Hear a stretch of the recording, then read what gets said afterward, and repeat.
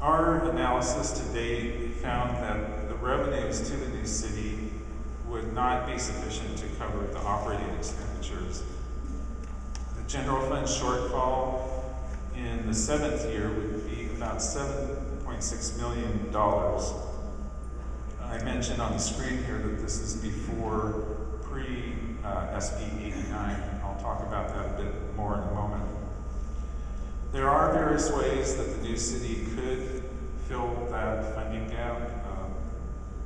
And for example, an increase in existing utility users tax from the current 4.5% to about 10% could substantially cover that shortfall. There's a few other options that could be explored further. For example, if Belvedere Park were to remain a regional county facility under county control and maintenance, that would translate into savings for the new city.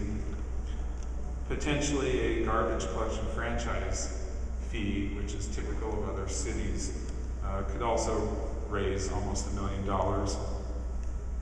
And again, I want to emphasize that the projections in this budget forecast all assume a sheriff contract of approximately $21 million. I mentioned SB 89. This is legislation that was signed by the governor in June.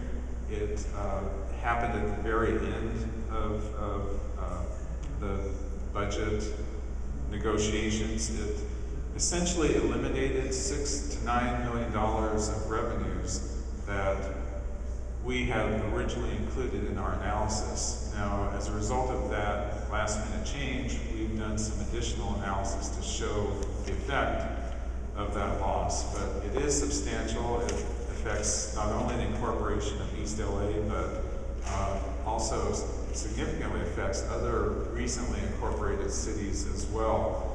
This revenue source, which is generated from vehicle license fees that are paid when we register our cars,